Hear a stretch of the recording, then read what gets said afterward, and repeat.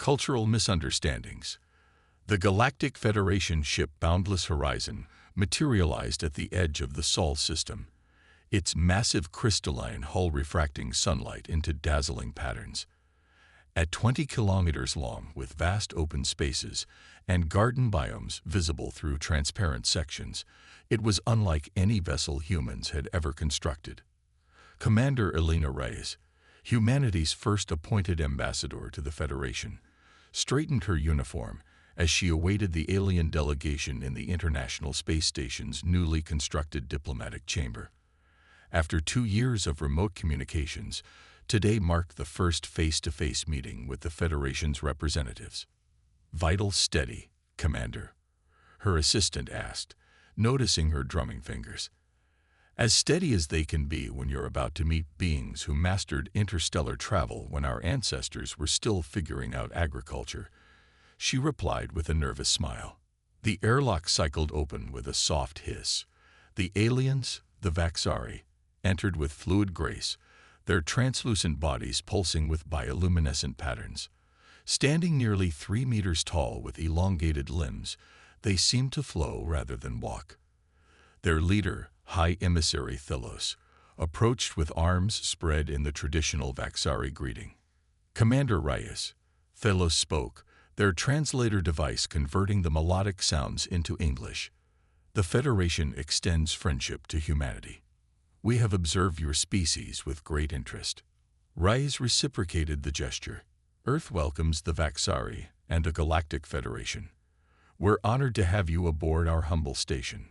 What followed was a meticulously planned tour of the ISS, showcasing human technological achievements and living conditions in space. The Vaxari seemed fascinated, their skin patterns shifting through blues and greens as they examined everything with childlike curiosity. The diplomatic disaster began when they reached the observation deck overlooking Earth. "And that," Reyes said, pointing to a massive vessel in low Earth orbit, "is the Celestial Dream, our newest luxury space cruise liner. Next month it begins its maiden voyage around the Moon with 3,000 passengers." The Vaxari delegation froze. Their skin patterns shifted abruptly to dark reds and purples, colors Reyes had been briefed to recognize as distress or alarm. "Commander," Thelos said slowly, "what is the purpose of that structure?" "Recreation and tourism. People pay substantial sums to experience space travel and comfort." She smiled proudly. "It has 5-star accommodations, entertainment venues, restaurants, and even a zero-gravity swimming pool." The Vaxari began communicating among themselves in rapid, clicking sounds that overwhelmed their translation devices. When they turned back to Reyes, their postures had changed dramatically. "These humans," Thelos addressed their assistants while gesturing at the cruise ship, "are placed in this vessel for enjoyment." "Not placed," Reyes corrected quickly. "They choose to go. It's a vacation. They voluntarily enter this confined structure." Another Vaxari asked, their skin now pulsing with patterns the human delegation had never seen before. "Yes, of course. It's considered a luxury experience." Thelos approached the window, placing one elongated hand against the transparent material. "Commander Reyes, would you please explain the interior accommodations of this vessel?" Reyes brought up holographic displays showing the ship's deck plans, cabin layouts, and amenities. With each new image, the Vaxari delegation's distress seemed to intensify. "These small compartments," Thelos pointed at the standard cabin layouts. "Humans remain in these during their recreation. Well, they sleep in the cabins, but they're free to move throughout the ship. There are restaurants, theaters, observation decks, but they cannot leave the vessel until the predetermined time has concluded." Another Vaxari interrupted. "Well, no, not while in space, obviously."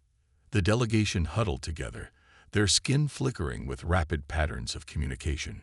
Reyes glanced nervously at her team, who appeared equally confused by the aliens' reaction. When Thelos finally turned back, their voice was grave.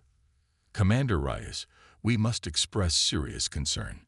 These vessels bear striking similarities to what the Federation classifies as punishment facilities. Reyes blinked in confusion. Punishment facilities?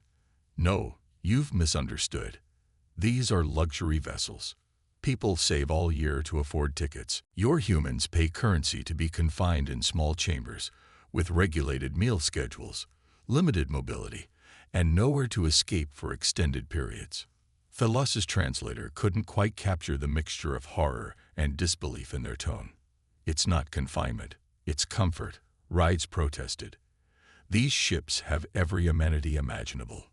These regulated schedules, another Vaxari said, examining the daily activity program, humans are required to consume nutrition at these designated times. The restaurants are open most of the day. Most of the day. Thelos interrupted, skin flashing with alarm. You mean there are periods when access to nutrition is denied? Dr. Sanjay Kapoor, the expedition's xenobiologist, stepped forward. May I offer a perspective?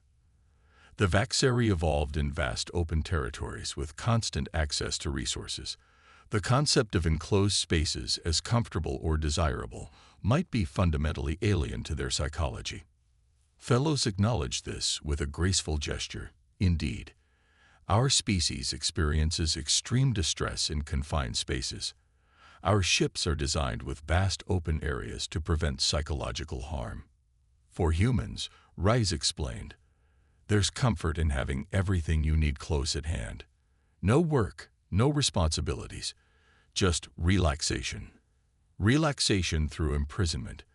A Vaxari assistant noted, their skin patterns conveying what could only be interpreted as skepticism. Not imprisonment, Reyes insisted, feeling a headache forming. Look, this is a cultural difference. Humans find these accommodations luxurious. Thelos studied the cruise ship through the window. Perhaps I understand. These are training facilities, yes. You are conditioning your population to accept the hardships of deep space travel by normalizing confinement. Reyes opened her mouth to correct them, then caught Dr. Kapoor's subtle headshake. Maybe letting them believe this explanation was easier than trying to bridge the vast cultural gulf. It's one way to look at it, she conceded.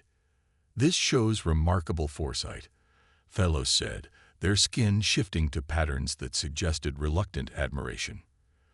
Though we find the methods concerning, the strategic preparation of your species for space travel demonstrates advanced thinking.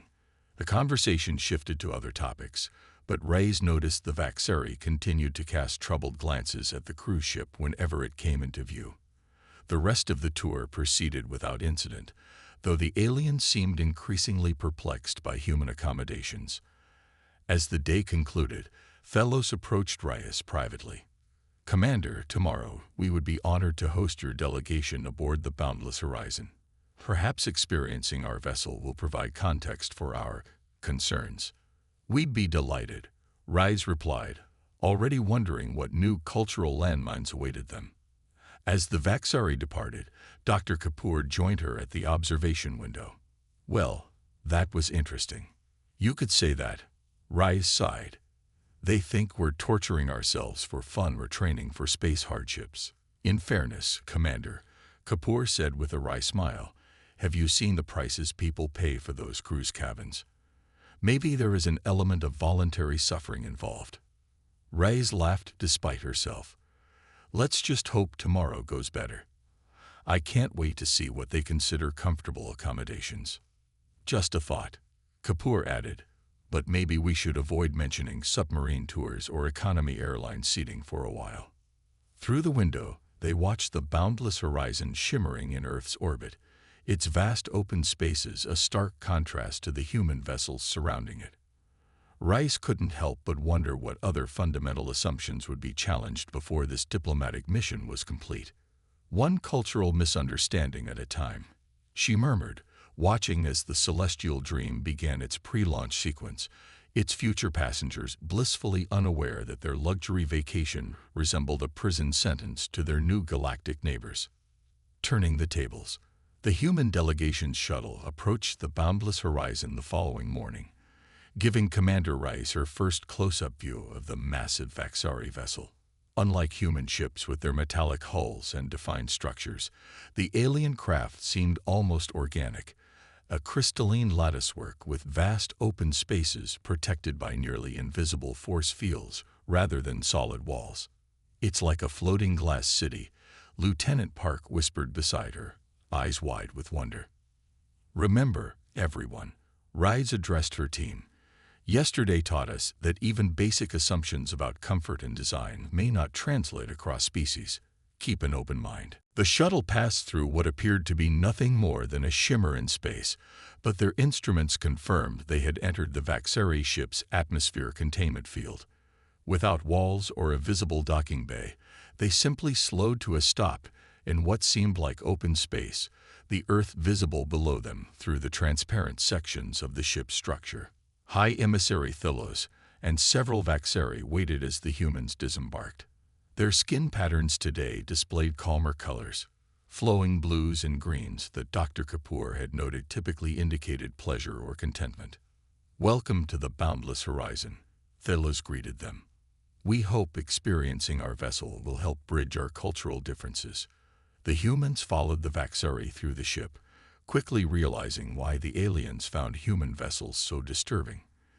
The entire ship was essentially one continuous space, with different areas flowing into one another without doors or walls.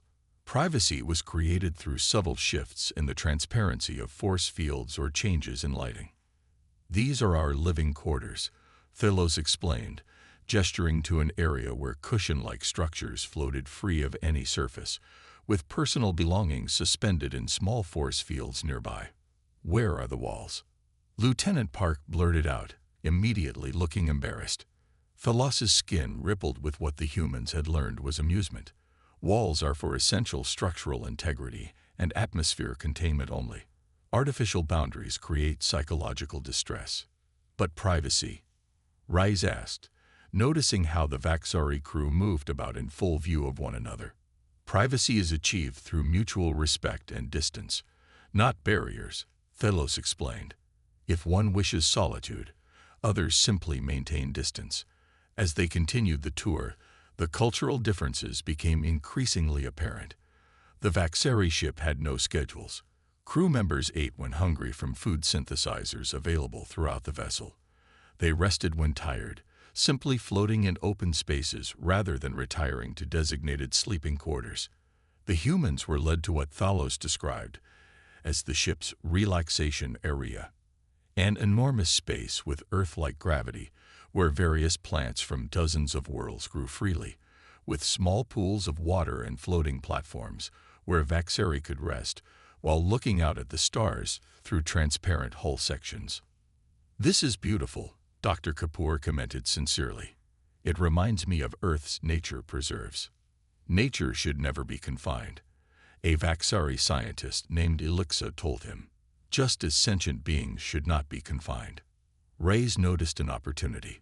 On Earth, many humans actually pay to spend time in nature. We call it camping or hiking, voluntarily spending time outdoors, sometimes in quite Spartan conditions. "You pay currency to experience natural settings?" Thylos asked, their skin cycling through patterns of confusion. "Yes, just as they pay to experience luxury on cruise ships," Rise explained. "Humans find comfort in variety and contrast. Some find luxury in being catered to in enclosed spaces like our cruise ships, while others find luxury in the openness of nature." This concept seemed to intrigue the Vaxari, their skin patterns shifting to colors that indicated deep thought or consideration. The diplomatic breakthrough came during their shared meal, the humans seated at a hastily assembled table to accommodate their needs, while the Vaxari floated nearby, consuming nutrient mists directly through their semi-permeable skin. "I believe I understand now," Thylos said suddenly. "Your species evolved as cave dwellers and den builders, did it not?" Dr. Kapoor nodded. "For much of our early evolution, yes. Finding or creating shelter was essential for survival. While we evolved in open plains where visibility in all directions meant safety," Thylos continued, "what feels confining to us feels secure to you. What feels exposed and free to us feels vulnerable to you. That's an insightful observation, Rise agreed. Humans often do find comfort in enclosed spaces. Children build blanket forts, and many people describe their ideal home as cozy, a word that often implies smaller, enclosed spaces. Elixa, who had been analyzing data on human psychology, joined the conversation. Our scans of your neurological responses confirm this. When you first entered our ship, several of you experienced elevated stress hormones. You felt exposed. Lieutenant Park laughed. Guilty as charged. I kept looking for walls that weren't there. This admission seemed to fascinate the Vaxari, their skin patterns rippling with new colors. Yet you build these cruise vessels with transparent observation decks, Fellows noted. You desire to see out while remaining enclosed. Exactly, Rice confirmed. The ideal human space often combines elements of enclosure with controlled views of open space, the psychological comfort of boundaries with the freedom of vistas. The meal continued with a new sense of mutual understanding. The Vaxari described how their species found comfort in boundless spaces with clear lines of sight in all directions, a direct result of evolving on predator-filled plains where visibility meant survival.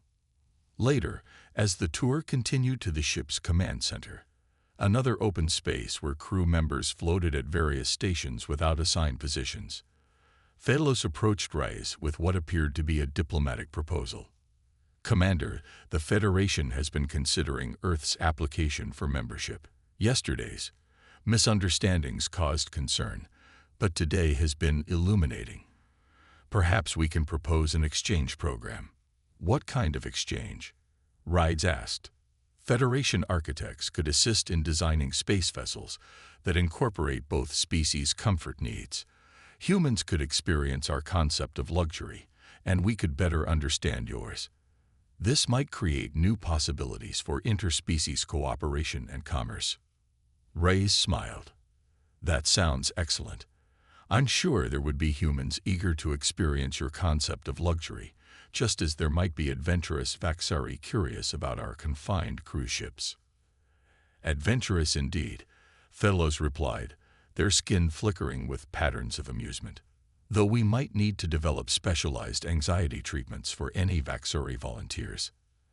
As the human delegation prepared to return to the ISS, Rice found herself reflecting on how quickly fundamental misunderstandings could be overcome once both sides recognized the evolutionary and cultural foundations of their differences. On the shuttle ride back, Dr. Kapoor reviewed his notes. It's fascinating. Their entire civilization is built around concepts of openness and visibility. No doors, no privacy as we understand it, no personal ownership of space. Makes you wonder what other fundamental assumptions we hold that might seem bizarre to other species, Lieutenant Park mused. That's the real challenge of diplomacy, Rice replied. Not just translating words, but translating entire worldviews and evolutionary histories. 2 weeks later, the Federation Council officially approved Earth's preliminary membership application. The announcement came with an unprecedented joint venture, the first human Vaxari collaborative vacation vessel, tentatively named Boundless Comfort. The design called for a revolutionary ship featuring both enclosed luxury suites for human passengers and vast open spaces for Vaxari travelers, with transparent barriers and force fields creating an environment where both species could experience their version of luxury while learning about the other. Commander Reyes stood in the ISS observation deck, watching as the boundless horizon prepared to depart, a small contingent of human diplomats and scientists aboard for the journey to Federation space. Beside her, a newly appointed Vaxari cultural attaché named Merix observed the human cruise ship Celestial Dream beginning its first lunar orbit tour. Your species' adaptability is remarkable, Merix commented, their skin displaying patterns of admiration. The willingness to find comfort in what would cause us distress speaks to an evolutionary advantage. Or just human stubbornness, Rise replied with a smile. We have a long history of turning disadvantages into strengths. The Federation was concerned when we first discovered your world, Merix admitted. A species that voluntarily places itself in confined vessels for pleasure seemed unpredictable. And now we understand it is merely one facet of your fascinating adaptability. A species that can find luxury in confinement will likely thrive in the vast diversity of the galaxy. As both alien and human vessels moved away from Earth, Reyes couldn't help but feel that this peculiar cultural misunderstanding had actually accelerated humanity's acceptance into the galactic community. Their flexibility, their ability to find comfort in conditions others found intolerable, was not a weakness but a strength. To adaptive differences, she said, raising her coffee cup in a toast. Merrick's mimicked the gesture with their nutrient suspension, and to the strange luxury of imprisonment that is distinctly human. The celestial dream caught the sunlight as it curved around the lunar surface, its passengers undoubtedly enjoying their imprisonment with champagne and five-star meals, blissfully unaware that their vacation choice had nearly derailed humanity's entry into galactic society, and then, ironically, helped secure it. In the vast distances between stars, perhaps the ability to create comfort in confined spaces would prove one of humanity's greatest assets after all.